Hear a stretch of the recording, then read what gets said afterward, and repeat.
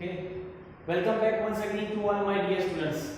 આજના વિડિયોની અંદર આપણે વાત કરીશું ડેનિયલ કોષ, જેને વિદ્યુત રાસાયણિક કોષ પણ કહેવાય, વોલ્ટિક કોષ પણ કહેવાય. 12th સ્ટાન્ડર્ડની અંદર વિદ્યુત રસાયણ એક ચેપ્ટરનું નામ છે, જેમાં આ ટોપિક આનો આ જ ટોપિક આપણે ભણીશું. બરોબર? તો સૌપ્રથમ તો આપણે બધા જાણીએ છીએ કે રેડોક્સ પ્રક્રિયા ક્યાં થાય બેટા? તો આપણે એવું કહેવાય કે જ્યારે એક ઊર્જાનું બીજી ઊર્જામાં રૂપાંતર કરવું હોય ને, તો રેડોક્સ પ્રક્રિયા થતી હોય. જેમ કે મેં તમને એક સિમ્પલ એક્ઝામ્પલ પણ આપ્યો તો બેટા, કે પેન્સિલ સેલ હોય તો એની અંદર રાસાયણિક પ્રક્રિયા થાય છે અને આપણને વિદ્યુત ઊર્જા મળે છે. એટલે એક ઊર્જાનું બીજી ઊર્જામાં રૂપાંતર થયું, એટલે રાસાયણિક ઊર્જાનું વિદ્યુત ઊર્જામાં. અને ત્યાં જે પ્રક્રિયા થાય છે એ પ્રક્રિયાને આપણે શું કહીએ છીએ? રેડોક્સ પ્રક્રિયા. બરોબર? તો આજે આપણે થોડું એવું વાત કરીશું કે દાખલા તરીકે ડેનિયલ કોષ છે, તો ડેનિયલ કોષમાં કેવી રીતે પ્રક્રિયા થાય છે. બરોબર? જેમ કે પહેલા તો આપણે સક્રિય શ્રેણી આપણને બધાને ખબર છે કે ધાતુની સક્રિય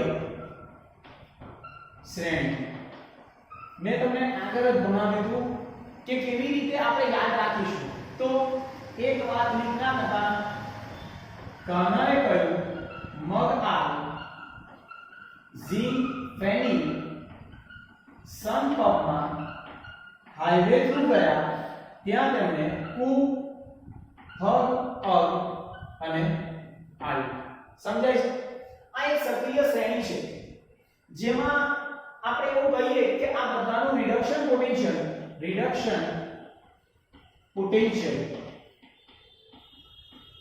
આપણે એવું કહીએ કે આ કેવું છે? ઋણ છે. હંમેશા હાઇડ્રોજનનું રિડક્શન પોટેન્શિયલ 0 છે, એટલે હાઇડ્રોજન ધ્રુવ હોય ને તેને સંદર્ભ ધ્રુવ તરીકે આપણે લઈએ છીએ, અને આનું રિડક્શન પોટેન્શિયલ કેવું છે? ધન છે. એટલે મેં તમને એવું પણ કહ્યું હતું કે બે વિદ્યુત ધ્રુવો હોય, એક એનોડ અને એક કેથોડ. તો આ બધા જે ઋણ છે તે બધાનું શું થશે? એનોડ ઉપર ઓક્સિડેશન. શું થાય? આ એનોડ ઉપર જશે, એનોડ ઉપર ઓક્સિડેશન થાય. બરોબર? આ કેથોડ ઉપર જાય અને કેથોડ ઉપર શું થાય? તો રિડક્શન. બરોબર છે? જેનું ઓક્સિડેશન થાય છે તેને આપણે કહેવાય પ્રબળ રિડક્શન કરતા. તો અહીંયા આપણે કહીએ પ્રબળ રિડક્શન કરતા, અને આને આપણે કહેવાય પ્રબળ ઓક્સિડેશન કરતા. સમજાય છે? એક પ્રબળ રિડક્શન કરતા અને એક પ્રબળ ઓક્સિડેશન કરતા. અને બીજું બેટા આપણને ખબર હોવી જોઈએ કે આને આપણે બિગ બ્રધર કહ્યું હતું અને આને સ્મોલ બ્રધર કહ્યું હતું. બરાબર? તો આ સ્મોલ બ્રધર અને આ બિગ બ્રધર. મેં તમને એક લાઈને એવું પણ સમજાવ્યું હતું બેટા કે દાખલા તરીકે એક સિમ્પલ એક્ઝામ્પલ લઉં કે આ એક પાત્રની અંદર મેં કોપર સલ્ફેટનું દ્રાવણ લીધેલું છે. શું લીધું? કોપર સલ્ફેટનું દ્રાવણ CuSO4, અને એની અંદર એક ઝિંકનો સળિયો ડુબાડવામાં આવે છે. ઝિંકનો સળિયો તો પ્રક્રિયા થાય કે ના થાય? તો આપણે બધા એવું કહીએ કે કોપર સલ્ફેટ એ નીચે છે, ઝિંક ઉપર છે, એટલે કોપર સલ્ફેટના દ્રાવણમાં ઝિંકનો સળિયો ડુબાડીએ એટલે પ્રક્રિયા થાય. એનો રંગ આપણે એવું કહીએ કે લાલ રંગ હોય તો એ કાં તો કથ્થઈ રંગ હોય તો એ આછો કથ્થઈ થઈ જાય. કારણ શું? કોપર ક્યાં જમા થવાનું? ઝિંકની પટ્ટી ઉપર. બરાબર? એટલે કોપરનું થાય રિડક્શન અને ઝિંકનું શું થાય બેટા? ઓક્સિડેશન. પણ એનાથી ઊંધું હોય. એટલે એવું પણ કહ્યું હતું કે મોટા ભાઈના ખોળામાં નાનો ભાઈ બેસે, પણ દાખલા તરીકે ઝિંક સલ્ફેટનું દ્રાવણ હોય અને કોપરનો સળિયો હોય તો એ પ્રક્રિયા થાય નહીં. કારણ એક જ કે આ બધા જે છે ને એની ઇલેક્ટ્રોન આકર્ષવાની ક્ષમતા વધારે છે, અને આ બધા જે છે એની ઇલેક્ટ્રોન આકર્ષવાની ક્ષમતા ઓછી છે. એટલે કોઈ પણ વિદ્યુત ધ્રુવો લઈએ ને આપણે, તો એક એનોડ અને કેથોડ તો ઉપર વાળા હોય તો એ એનોડ પર જાય અને નીચે હોય એ કેથોડ પર જાય. બરોબર? અને જ્યારે કોઈ પણ વિદ્યુત ધ્રુવનું પોટેન્શિયલ માપવું હોય અર્ધકોષનું, તો એ હાઇડ્રોજનને આપણે સંદર્ભ ધ્રુવ તરીકે લેવામાં આવે છે. જેમ કે આપણે એક એક્ઝામ્પલ લઈએ કે આ પંખો ચાલે છે તો એ બે વાયર છે, એક ન્યુટ્રલ છે અને એક ફેઝ આવે છે. તો ન્યુટ્રલમાં 0 છે અને ફેઝમાં 230 છે, તો બંનેનો તફાવત કેવો થયો 230 વોલ્ટેજ ખ્યાલ આવ્યો એટલે કોઈ પણ એપ્લાયન્સીસ તફાવતથી કામ કરતો હોય બરાબર જો બે 230 આવી જાય તો એ પંખો ના ચાલે અને બે 0 થઈ જાય તો પણ પંખો ના ચાલે કેમ કે તફાવત કેવો છે 0 થશે બરાબર છે તો એવી રીતે અહીંયા સંદર્ભ તરીકે આપણે શું લેવાનું છે હાઇડ્રોજન અને જે પણ પોટેન્શિયલ આપણને મળે એ પેલા અર્ધ કોષનો પોટેન્શિયલ આપણે કહીશું ઓકે તો આવી રીતે જો પ્રક્રિયા લખવી હોય તો એક ઓક્સિડેશન અને રિડક્શન અહીંયા લખીએ આપણે ઓક્સિડેશન કોનું ઓક્સિડેશન થાય તો ઝિંક તો Zn solid gives Zn +2 aqueous +2 electron અને રિડક્શન કરવાની હોય તો કોપર નું રિડક્શન થયું બરાબર વત્તા 2 ઇલેક્ટ્રોન gives Cu solid અને કોષ પ્રક્રિયા લખવી હોય તો Zn solid Cu +2 aqueous બે ગયા gives Zn +2 aqueous Cu solid આ રીતે આ જે પ્રક્રિયા એનોડ અને કેથોડ ની લખી ઓક્સિડેશન અને રિડક્શન એને આપણે ડેનિયલ કોષની રાસાયણિક પ્રક્રિયા પણ કહી શકીએ છીએ બરાબર અને આવા કોષને ડેનિયલ કોષ આપણે અને આગળના વિડિયો એટલે કે આ ટોપિક પછી આપણે જોઈશું બરાબર છે તો આ બધું જ નોટ ડાઉન કરો તમને કોઈ એવું પૂછે બેટા કે કોણ પ્રબળ રિડક્શન કરતા છે તો જેનું રિડક્શન નું મૂલ્ય વધારે હોય એ પ્રબળ રિડક્શન કરતા કહેવાય અને જેનું મૂલ્ય ધન હોય એ પ્રબળ ઓક્સિડેશન કરતા કહેવાય બરાબર આપણા ટેક્સ્ટબુક ની અંદર પહેલો જ ક્વેશ્ચન આપણને આપેલો છે મૂલ્ય આપેલા છે રિડક્શન પોટેન્શિયલ અને તમારે લખવાનું છે કે પ્રબળ રિડક્શન કરતાનો ક્રમ લખો બરાબર તો આપણે અહીંયા આ મૂલ્ય ઉપરથી ખબર પડે કે લિથિયમ જે છે એ સૌથી વધુ પ્રબળ રિડક્શન કરતા અને ગોલ્ડ જે છે એ પ્રબળ ઓક્સિડેશન કરતા બરાબર છે ચાલો નોટ ડાઉન કરો કોષ બરાબર જોઈએ નેક્સ્ટ પોઈન્ટ વિદ્યુત રાસાયણિક કોષ અથવા ગેલ્વેનિક કોષ અથવા વોલ્ટિક કોષ બરાબર બધાની આપણે વાત કરીશું એક જ નામ છે બધાનું બરાબર હવે આ બધું શું કરે બેટા કે એક ઊર્જાનું બીજી ઊર્જામાં રૂપાંતર કરે તો કઈ ઊર્જા તો રાસાયણિક ઊર્જાનું વિદ્યુત ઊર્જામાં રૂપાંતર અહીંયા લખું કે રાસાયણિક ઊર્જાનું વિદ્યુત ઊર્જામાં રૂપાંતર ધ્યાન દરેકનું અહીંયા બરોબર જેમ કે બેટરી છે સેલ છે એની અંદર મેં તમને સમજાવ્યું કે રાસાયણિક પ્રક્રિયા થાય છે અને આપણને શું મળે છે વિદ્યુત ઊર્જા તો હવે કેવી રીતે આ પ્રક્રિયા થશે એ બધું જ આપણે જોવાનું છે જેમાં આપણે પહેલું જ વાત કરીશું ડેનિયલ કોષ ઘણા બધા કોષ છે બરોબર તો પહેલી આપણે વાત કરીશું ડેનિયલ કોષ જેમાં એનોડ અને કેથોડ કોના વચ્ચે હોય ઝિંક અને કોપર વચ્ચે બીજો પણ કોષ આપણે કહીએ છીએ એક ડેનિયલ કોષ બીજા પણ કોષ આપણે જાણીએ છીએ નિકલ અને મર્ક્યુરી કોષ નિકલ હોય સિલ્વર આ કોષ પણ થાય ત્યારબાદ ક્રોમિયમ અને લેડ કોષ બરાબર આ બધા કોષ છે પણ આપણે જે વાત કરવાની તે કઈ છે તો ડેનિયલ કોષ જેમાં ઝિંક અને કોપરની વાત કરીશું અને તેનું કોષ પોટેન્શિયલ આપણને ખબર હોવી જોઈએ કોષ પોટેન્શિયલ કેટલા છે 1.2 વોલ્ટ કોના ડેનિયલ કોષના ક્લિયર કોષ પોટેન્શિયલ કેટલું છે બેટા 1.1 વોલ્ટ જેમ કે આપણે બધાને ખબર છે કે બેટરીનો સેલ હોય તો બેટરીના સેલ ઉપર વોલ્ટેજ લખેલા હશે 1.5 વોલ્ટ એટલે 1.5 વોલ્ટ છે એને આપણે શું કહેવાય કોષ પોટેન્શિયલ કે એ જે સેલ છે એ જે કોષ છે એ આપણને 1.5 વોલ્ટ આપે છે એનો મતલબ એવો થાય એની અંદર રાસાયણિક પ્રક્રિયા થાય છે અને આપણને વિદ્યુત ઊર્જા મળે છે બધું જ આપણે જોઈશું ઓકે તો ચાલો પેલું જે હતું ને એ ડાયરેક્ટ હતું કે ડાયરેક્ટ સ્વયંભૂત પ્રક્રિયા થઈ ગઈ ઓક્સિડેશન થયું રિડક્શન થયું હવે આપણે ઇનડાયરેક્ટ વાત કરીશું કેવી રીતે દરેકનું ધ્યાન અહીંયા પ્રોપર દાખલા તરીકે અહીંયા મેં એક પાત્ર લઉં છું ધ્યાન આપજો, આ એક પાત્ર છે જેમાં આપણે એક વિદ્યુત વિભાજ્ય દ્રાવણ લેવામાં આવે છે. કયું દ્રાવણ? ફરીથી બોલું છું, વિદ્યુત વિભાજ્ય દ્રાવણ. બરોબર.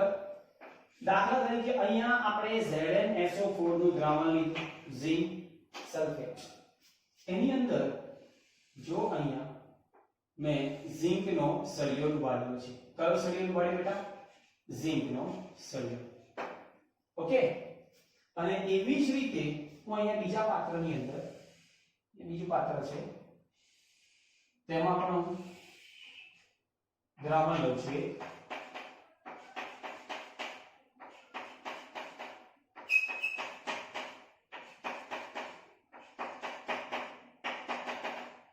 આ દ્રાવણ છે CuSO4.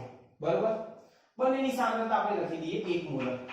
ઓકે. આ પણ 1 મોલ એની સાંદ્રતા છે. અને એની અંદર પણ મેં એક સળિયો ઉબાડ્યો જેને આપણે કહીએ કોપરનો સળિયો. કયો સળિયો ઉબાડ્યો બેટા? Cu. ઓકે. બે પાત્ર લીધા.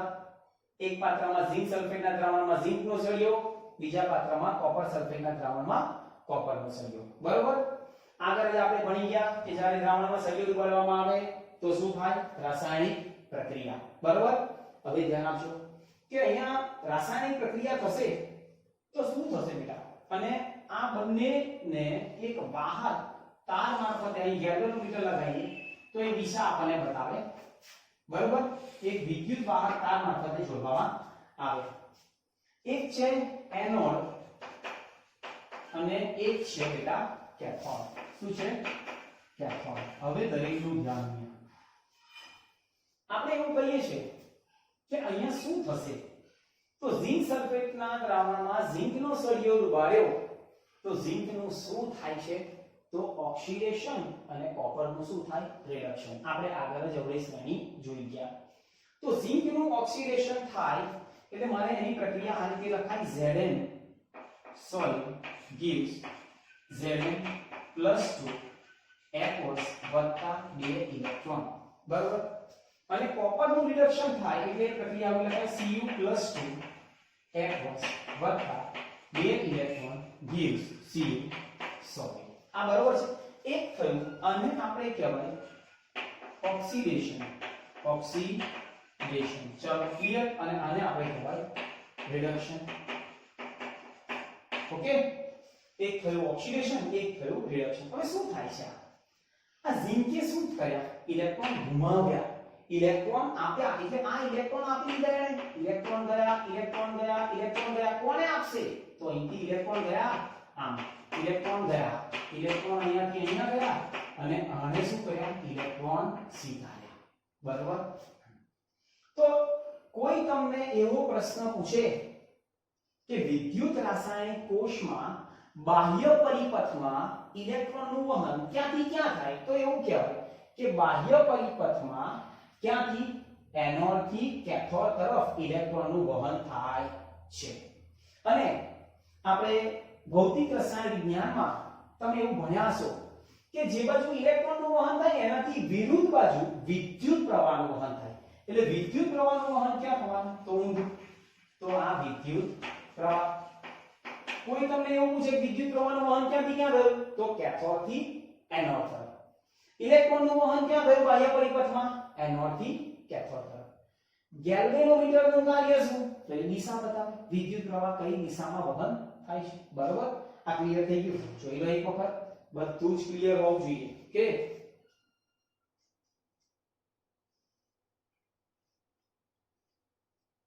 ચલો હવે અહીંયા શું થશે બેટા? આ ઝિંક સલ્ફેટનું દ્રાવણ છે તો અહીંયાથી શું કરશે ખબર છે? આ અહીંયા Zn + 2 અહીંયા છૂટા પડશે. શું પડશે? Zn + 2 Zn + 2 Zn + 2 Zn + 2. બરાબર. એટલે આ દ્રાવણ કેવું થઈ ગયું? કેમ કે ધન આયન આને ઇલેક્ટ્રોન એને આપી દીધા. તેવી જ રીતે આ શું કરશે? કોપર સલ્ફેટના દ્રાવણમાંથી આ કોપર લેશે, Cu + 2 લેશે. કોણ લેશે? Cu + 2 અહીંયા જશે. એટલે આ શું આવ્યું? SO4. દ્રાવણ કેવું થઈ ગયું? SO4 2 SO4 2 SO4 2 SO4 2 clear થઈ ગયું આપણું? એટલે એક વસ્તુ સમજો કે આ ઇલેક્ટ્રોન છે તો ઇલેક્ટ્રોન ગયા તો અહીંયા શું અંદર શું દ્રાવણ કેવી રીતે થયું? તો દ્રાવણ ધન બીજવાળી થઈ ગયું. અહીંયા કોપર Cu+2 ગયા તો દ્રાવણ કેવું થઈ ગયું? SO4 2 વાળું થઈ ગયું. અને આ Cu+2 કોને આકર્ષે? આ ઇલેક્ટ્રોનને આકર્ષે છે. સમજે? આ ઇલેક્ટ્રોન અહીંયાથી જતા રહ્યા એટલે આ ધન આને થઈ ગયું, આ ઋણ બીજવાળી ધરાવતું દ્રાવણ થઈ ગયું. ખ્યાલ આવી ગયો? અને આપણે કહીએ ઓક્સિડેશન અવરોધ ઘણા બધા નામ આપણે આપવામાં આવે કે એક ઓક્સિડેશન હાફ સેલ ધ્યાન આપજો એટલે ઓક્સિડેશન અવરોધ કોષ. બીજું નામ આપવામાં આવે આપણે લેફ્ટ ડાબી બાજુ છે બેટા એટલે લેફ્ટ હાફ સેલ. એના પછી બીજું નામ આપવામાં આવે આપણે negative half cell, negative half cell. અને એના પછી આપણે નામ આપવામાં આવે છેલ્લું કે એનોડ હાફ સેલ.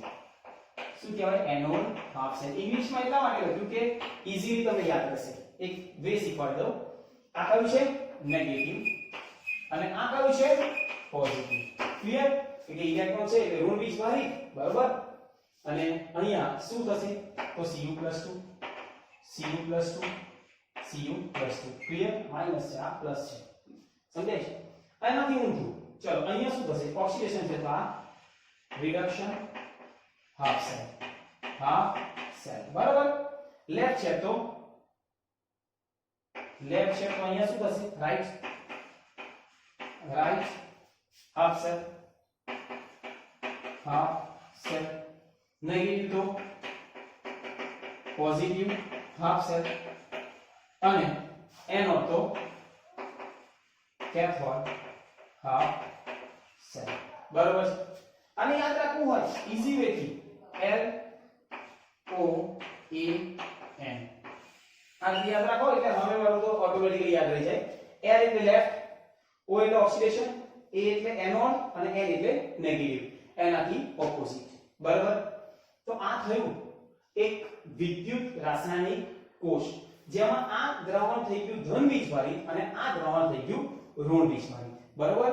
જોઈ લો એક વખત પછી આપણે આગળ જોઈએ છે.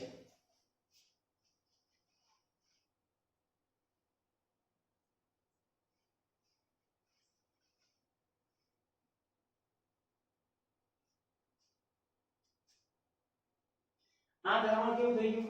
ધન બીજવાળી દ્રાવણ. અહીંયા લખી દો ધન બીજવાળી દ્રાવણ.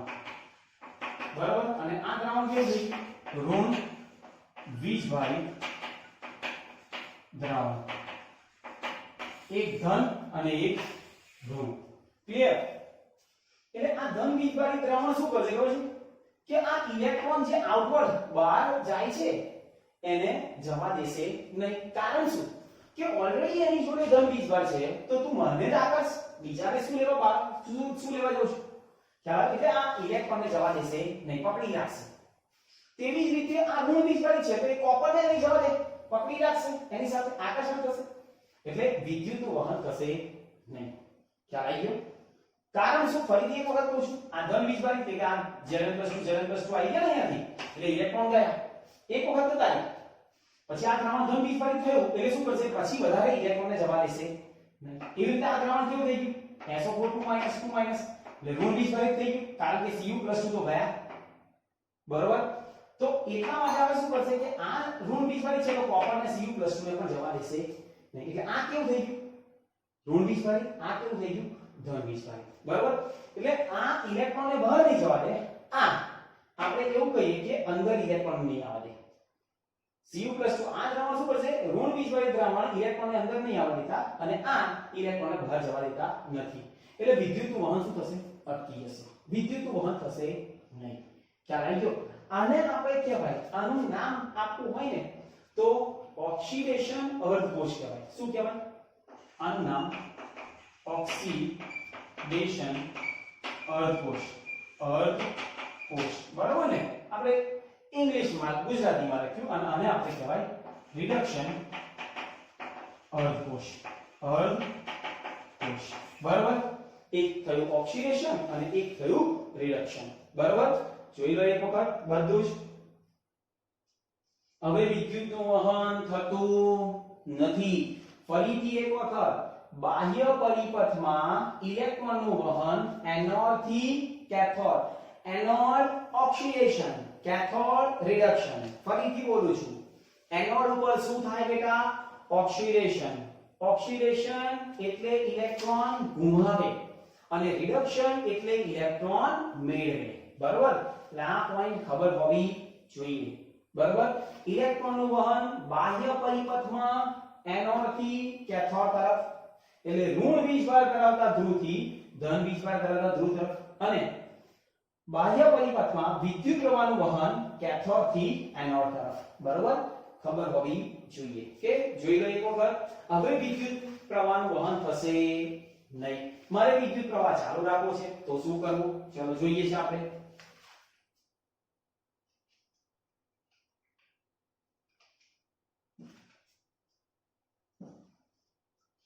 જો આ બે અમૃત કોષ ની વચ્ચે એક અહીંયા લખીએ, જો ચાર સેતુ જોડવામાં આવે, ચાર સેતુ. ચાર સેતુ શું છે? એક યુ આકારની એક કસનળી છે. યુ આકારની એક કસનળી છે. આ એક યુ આકારની એક કસનળી છે.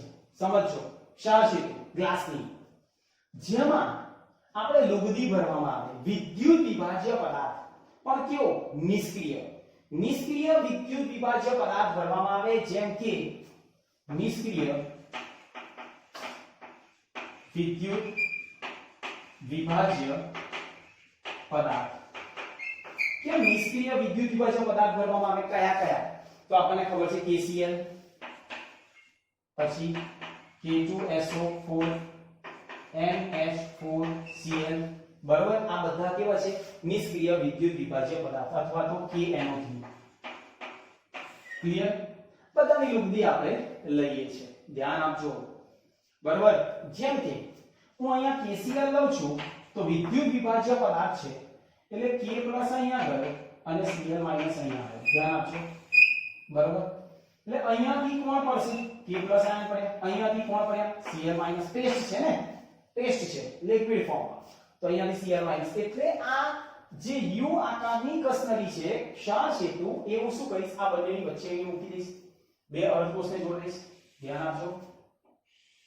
ચલો, બંને અર્ધકોષ આ અડધા અડધા કોષને જોડ્યો એટલે શું બન્યું? વિદ્યુત રાસાયણિક કોષ, જેને આપણે અહીંયા કહ્યું ક્ષાર સેતુ. બે અર્ધકોષને જોડ્યા. બરોબર છે? ધ્યાન આપજો. અહીંયા શું પડ્યું? K+. અહીંયા શું પડ્યું? Cl-. આ K+ અહીંયા પડ્યો બેટા, હે ને? અને આ Cl- અહીંયા પડ્યો. ઓકે? તો અહીંયા શું હતું બેટા? આ દ્રાવણ કેવું હતું? ઋણ વીજભારિત દ્રાવણ હતું. K+ પડ્યો એટલે એનું શું થયું? તટસ્થીકરણ. શું થયું? તટસ્થીકરણ. અહીંયા ધન વીજભારિત આયન હતું. Cl- પડ્યો એટલે એનું શું થયું? તટસ્થીકરણ. હવે તટસ્થીકરણ થાય છે માટે વિદ્યુતનું વહન શરૂ થઈ ગયું. ક્લિયર? એટલે ક્ષાર સેતુનું કાર્ય શું? બે અર્ધકોષને જોડવાનું અને બંને દ્રાવણોને તટસ્થીકરણ કરવાનું. એટલે ક્ષાર સેતુનું કાર્ય બે અર્ધકોષને જોડવાનું અને બીજું આપણે કહીએ કે બંને દ્રાવણોને તટસ્થીકરણ કરવાનું. બંને દ્રાવણોને તટસ્થીકરણ કરવાનું કાર્ય કરે. તમને કોઈ આવો પ્રશ્ન પૂછે કે ક્ષાર સેતુનું કાર્ય શું? તો ફરીથી એક વખત બે અર્ધકોષને જોડ્યા અને બંને દ્રાવણો જે ધન વીજભારિત અને ઋણ વીજભારિત હતા તેમનું શું કર્યું? તટસ્થીકરણ કર્યું. બરોબર? અને પહેલો મુદ્દો અહીંયા મેં લખ્યો નિષ્ક્રિય. જો બેટા શું લખ્યું? નિષ્ક્રિય. નિષ્ક્રિય કેમ નિષ્ક્રિય? તો આપણને ખબર હોવી જોઈએ કે જો સક્રિય હોય તો એ પ્રક્રિયા કરી દે. જેમ કે KCl એટલે આપણે એવું કહેવાય કે ધાતુ આયન સાથે પ્રક્રિયા કરતો નથી. KCl ની આપણે વાત કરીએ તો એવું બન્યું K+ અને Cl-. તો K+ અહીંયા જતો રહ્યો એટલે અહીંયા આની જોડે પ્રક્રિયા નહીં કરે અને Cl- અહીંયા ગયો તો Zn Cl2 બનશે. હવે તમને એવું કહો ઝિંક ક્લોરાઇડ તો પ્રક્રિયા કરે સાહેબ, કેમ કે Zn+2 હતા, Zn+2 હતા, ત્યાં ગયો કોણ Cl- એટલે ZnCl2 બન્યો, બરાબર. પણ આપણે એવું કહેવાય કે આ હાઈલી સોલ્યુબલ છે, દ્રવ્ય છે, બરાબર. એટલે તેનું વિઘટન થઈ જ જાય, અને આપણે કહેવાય હાઈલી એટલે કે વધુ દ્રાવ્યતા ધરાવે છે, બરાબર. એની દ્રાવ્યતા વધારે છે, બરાબર. અને એટલા માટે Zn+2 અને Cl- માં રૂપાંતર થાય. એટલે કહ્યું કે આ સંયોજન રહેતું નથી, પણ Zn+2 અને Cl- માં રૂપાંતર થાય છે. એટલે આપણે કહ્યું કે કેવો જોઈએ, નિષ્ક્રિય જોઈએ. કેવો જોઈએ, નિષ્ક્રિય વિદ્યુત વિભાજ્ય પદાર્થ, બરાબર. ખબર હોવી જોઈએ. ચલો આના બદલે આપણે K2SO4 લો તો પણ ચાલે. ક્લિયર?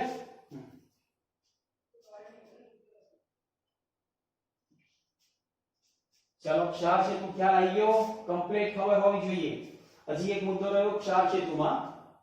જેમ કે દાખલા તરીકે ચલો એક એક્ઝામ્પલ લઈ લો કે જો ક્ષાર સેતુની અંદર એવું કહીએ કે Ag વિદ્યુત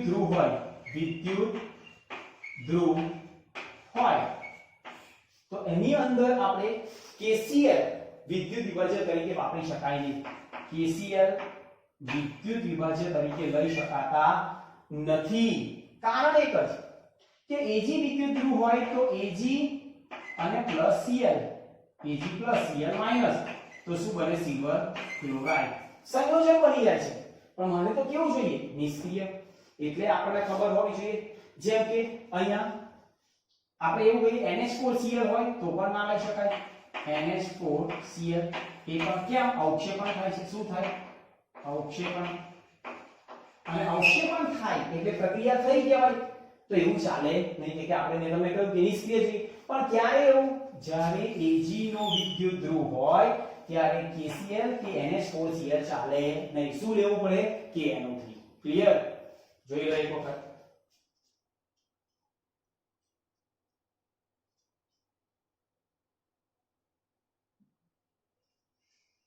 કે આ આયનોની મોબિલિટી જે છે ને એ વધારે હોવી જોઈએ, બરોબર, જેથી કરીને લુગદી થઈને અહીંયાથી બંને આયનો પડે, બરોબર. એટલે એક વસ્તુ ધ્યાન રાખજો, ક્ષાર સેતુમાં જો વિદ્યુત ધ્રુવ, અહીંયા તો કોપર અને ઝિંક છે, પણ સિલ્વર લઈએ તો અહીંયા ક્ષાર સેતુમાં શું લઈ ના શકાય, KCl અથવા તો NH4Cl, બરોબર.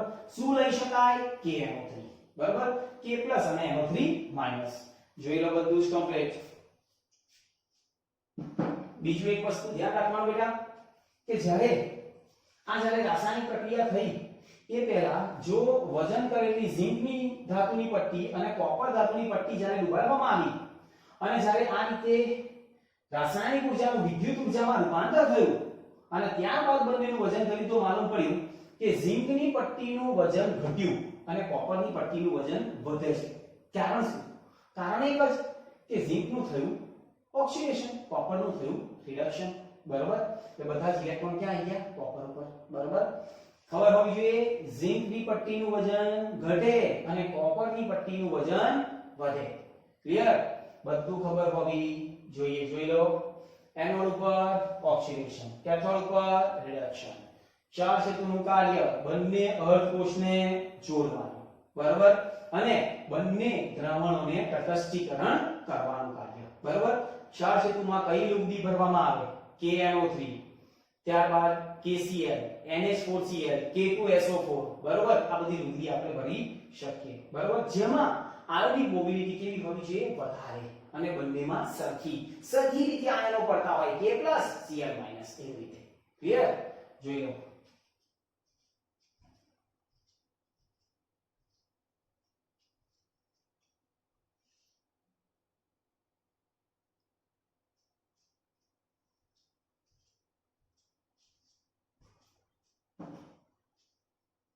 ફરીથી એનોડ ઉપર ઓક્સિડેશન, કેથોડ ઉપર રિડક્શન. કયો કોષ છે, ડેનિયલ કોષ. ઝિંક અને કોપર. કોષ પોટેન્શિયલ કેટલું મળે, 1.1 વોલ્ટ તફાવત મળે છે, બરાબર. કેવી રીતે શું થયું ખબર પડી ગઈ. આ શું થયું, ઇલેક્ટ્રોન પહેલા તો એને દ્રાવણ લીધું એટલે ઇલેક્ટ્રોન તેને ગુમાવ્યા. શું થયું, ઓક્સિડેશન, બરાબર. ઇલેક્ટ્રોન ગયા ઇલેક્ટ્રોન ક્યાંથી ક્યાં ગયા એનોડ થી કેથોડ બાહ્ય પરિપથ મારફતે એનોડ ઉપર શું થયું ઓક્સિડેશન કેથોડ ઉપર શું થયું રિડક્શન અને ઓક્સિડેશન અર્ધકોષ અને રિડક્શન અર્ધકોષ બરોબર ઇલેક્ટ્રોન ગુમાવે ઇલેક્ટ્રોન મેળવે બરોબર પણ શું થયું એ બધામાં કે અહીંયા Zn આ દ્રાવણ કેવું થઈ ગયું Zn+2 નું કે ઇલેક્ટ્રોન જતા રહ્યા એટલે પ્લસ ધન બીજવાળી દ્રાવણ થઈ ગયું હવે શું કરશે કે આ ઇલેક્ટ્રોન ને જવા દેશે નહીં અહીંયા ઓલરેડી આટલા બધા ધન બીજવાળ છે તો ઇલેક્ટ્રોન ને શું લેવા મોકલે એને આકર્ષે કે એવી રીતે આ જે કોપર પ્લસ નું અહીંયા જશે નહીં કારણ કે SO4 આયન નું દ્રાવણ થઈ ગયું તટસ્થીકરણ ઋણ બીજવાળી ધન બીજવાળી આ ધન બીજવાળી દ્રાવણ થતું જોડવામાં આવ્યું ક્ષાર સેતુ બરોબર ક્ષાર સેતુ શેનું બનેલું છે એક યુ આકારની કસનરી છે બરોબર ગ્લાસની અને એની અંદર આપણે વિદ્યુત વિભાજ્ય નિષ્ક્રિય વિદ્યુત વિભાજ્ય પદાર્થ લેવા કરતા તો દ્રાવણ લેવામાં આવે છે કયા કયા એ આપણે જોયા ક્લિયર જોયા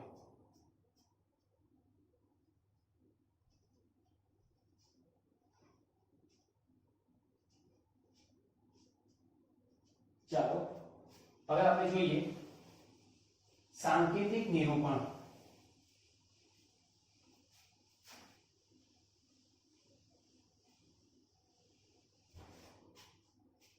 વિદ્યુત રાસાયણિક કોષનું સાંકેતિક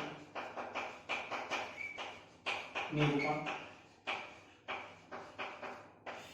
બરાબર જેમ કે એને લખાય કેવી રીતે તો આપણે એનોડ લખીએ ને કેથોડ લખીએ એક બાજુ એનોડ એક બાજુ કેથોડ એનોડ ઉપર ઇલેક્ટ્રોન વધે એટલે m solid m plus F+ અને આમાં ઇલેક્ટ્રોન ઘટે m પ્લસ F+ 1 માંથી m સોલિડ બરાબર આ થયું ઓક્સિડેશન આ થયું રિડક્શન 0 થી 1 એટલે વધ્યો આ દેખાય 0 તો 1 એટલે વધ્યો એટલે ઓક્સિડેશન 1 થી 0 એટલે ઘટે એટલે રિડક્શન બરાબર આપણે ખબર હોય છે જેમ કે Zn સોલિડ Zn + 2 F+ બરાબર છે અને આની અંદર કેથોડ ઉપર શું થયું Cu + 2 F+ અને Cu સોલિડ ઓકે ક્લિયર જેમ કે કોઈ તમને એવું કહે કે આનું સાંકેતિક નિરૂપણ લખો તો માઈનસ પહેલો આવે Zn સોલિડ Zn + 2 F+ ને પણ એક મોલર સાંદ્રતા આપી બરાબર બે ઉભી શું દર્શાવે ક્ષાર સેતુ +2 1 મોલર અને Cu સોલિડ અને અહીંયા પ્લસ આ થયું ડેનિયલ કોષનું સાંકેતિક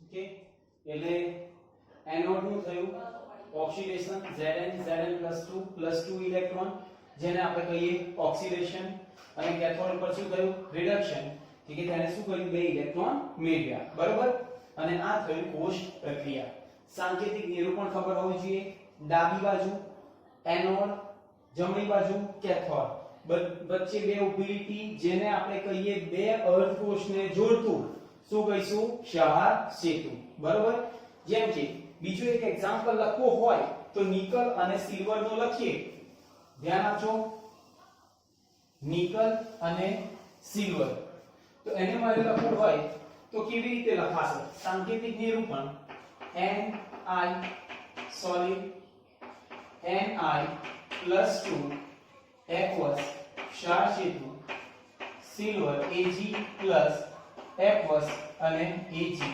સોલિડ અહીંયા પ્લસ અને અહીંયા માઈનસ બરાબર તો એક છે એનોડ એક છે કેથોડ પ્રક્રિયા લખો તો ખબર હોવી જોઈએ એનોડ ઉપર કોનું ઓક્સિડેશન તો 0 થી +2 બરાબર એટલે oxidation Ni solid gives Ni + 2 F+ + 2 electron અને કેથોડ ઉપર શું થશે રિડક્શન કોણ Ag F+ + 1 electron gives Ag solid હવે દરેકનું ધ્યાન અહીંયા આપણે વાત કરી હતી કે જેટલા ઇલેક્ટ્રોન ગુમાવે છે તેટલા જ ઇલેક્ટ્રોન સ્વીકારતો હોવો જોઈએ તો અહીંયા બે ગુમાવે તો અહીંયા એક જ છે તો આને કેટલા માટે ગુણો 2 તો આપણ 2 ઇલેક્ટ્રોન તો આપણ 2 એટલે આ ગયા તો કોષ પ્રક્રિયા આપણે શું લખાશે કોષ પ્રક્રિયા ચલો શું થશે Ni solid + 2Ag + F+ gives Ni plus 2 aqueous plus 2Ag અને solid. આ થઈ આપણી કોષ પ્રક્રિયા. બરોબર, ખબર હોવી જોઈએ. અહીંયા એનોડ ઉપર શું થશે? આ થયું ઓક્સિડેશન અને આ થયું રિડક્શન. ક્લિયર? બરોબર છે. તો આ રીતે આપણે પ્રક્રિયા થાય. કે તો આવી રીતે બીજી પ્રક્રિયા લખવી હોય તો પણ તેનું સાંકેતિક રૂપ આપણે જોઈએ. દાખલા તરીકે એક્ઝામ્પલ લઈએ કે Cr solid Cr+3 aqueous અને ક્ષાર હેતુ Pb+2 aqueous અને Pb solid. અહીંયા પ્લસ અહીંયા માઈનસ. ચલો, એનોડ ઉપર શું થાય? ઓક્સિડેશન. કેથોડ ઉપર રિડક્શન. બરાબર, તો પહેલું એનોડ શું થશે? Cr solid gives Cr+3 aqueous વત્તા કેટલા ઇલેક્ટ્રોન આવે? 3. કારણ કે વીજભાર સંતુલિત જોઈએ અહીંયા 0 +3 -3 એટલે 0. બરાબર. ચાલો, કેથોડ ઉપર Pb+2 aqueous plus 2 electron gives Pb. પણ ઇલેક્ટ્રોનનો વિનિમય સરખો છે નહીં, એટલે શું કરવું પડે મારે? આને 2 વડે ગુણો અને આને કેટલા વડે ગુણો? 3 વડે. એટલે 3 દુ 6 3 દુ 6. બરાબર. એટલે પ્રક્રિયામાં શું થશે? આને 2 વડે ગુણો તો આ 2 અને 3 દુ 6 આવી ગયા. 3 વડે ગુણો તો આ 3 દુ 6 અને આ 3 થઈ ગયું. ક્લિયર? કોષ પ્રક્રિયા. 2 ઇલેક્ટ્રોન 6 ઇલેક્ટ્રોન ગયા. કોષ પ્રક્રિયા. બરાબર. 2Cr solid plus 3 Pb+2 aqueous gives 2Cr+3 aqueous plus 3 Pb solid. બરાબર છે. આ થઈ તેની કોષ પ્રક્રિયા. બરાબર. એટલે એક થયું એનોડ ઉપર ઓક્સિડેશન અને કેથોડ ઉપર રિડક્શન. તો અહીંયા આપણે ઘણું બધું ડિસ્કસ કર્યું. વિદ્યુત રાસાયણિક કોષ જેને કહ્યું ડેનિયલ કોષ. એનોડ ઉપર ઓક્સિડેશન, રિડક્શન, ઇલેક્ટ્રોન મેળવે, ઇલેક્ટ્રોન ગુમાવે, ચાર્જ હેતુ. બરાબર. તો આ બધું જ આપણે ડિસ્કસ કર્યું. આ વિડિયો માટે આટલું ઇનફ. નેક્સ્ટ વિડિયોની અંદર આપણે વાત કરીશું પ્રામાણિક વિદ્યુત ધ્રુવ અને કોષ પોટેન્શિયલ વિશે. ઓકે, તો થેન્ક યુ વેરી મચ.